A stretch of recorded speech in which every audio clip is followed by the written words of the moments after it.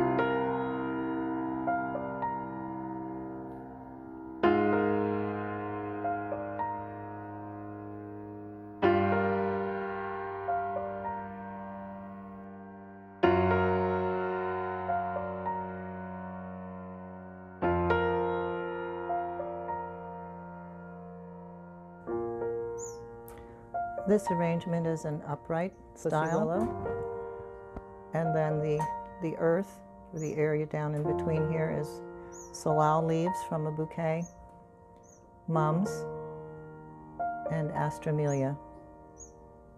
And that area, you can use your own judgment about design, how full you want it. Primarily the line is coming forward at about 75 degrees. And you can see the heaven line and the man line about 2/3 of the length.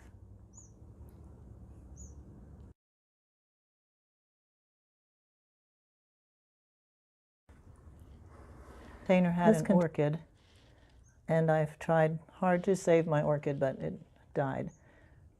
So it is waterproof, and I have a Kenzan in the top, and I've just put a little container on the bottom in order to lift up my Kenzan.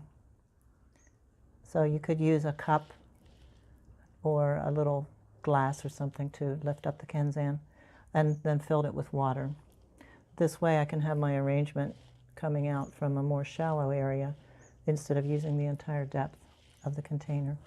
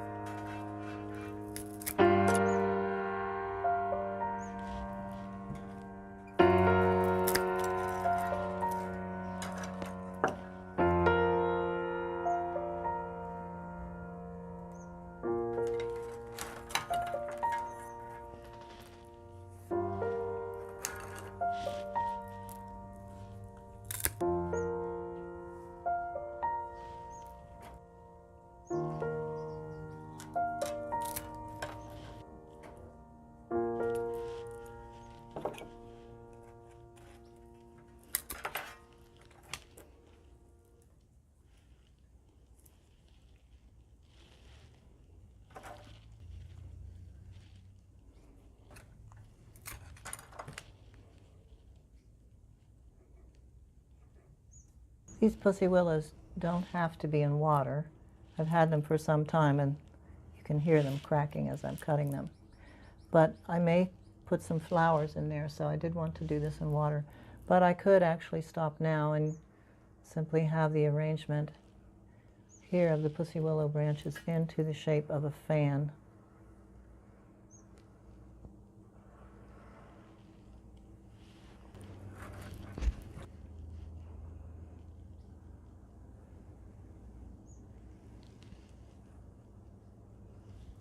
So we may view this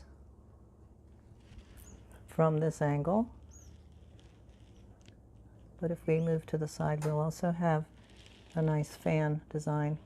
I am going to add some flowers now. Now I've staggered the branches. I've kept them in a straight line, but offset the branches from one another to give it more dimension. And I have a few things left from the bouquet. These snapdragons are not in great shape, but sometimes with a fresh cut they will come back.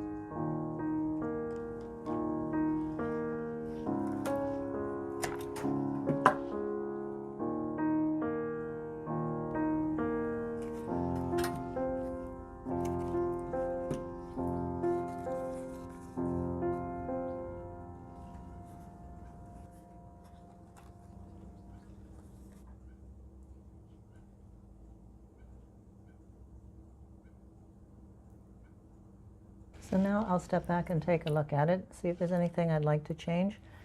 I could have left the branches alone. I could have stopped with the snapdragons, or the snapdragons with some of the greenery. But I decided to go ahead and add a few of the mums in there too. So anywhere along the line, you can stop depending how simple you'd like your design to be.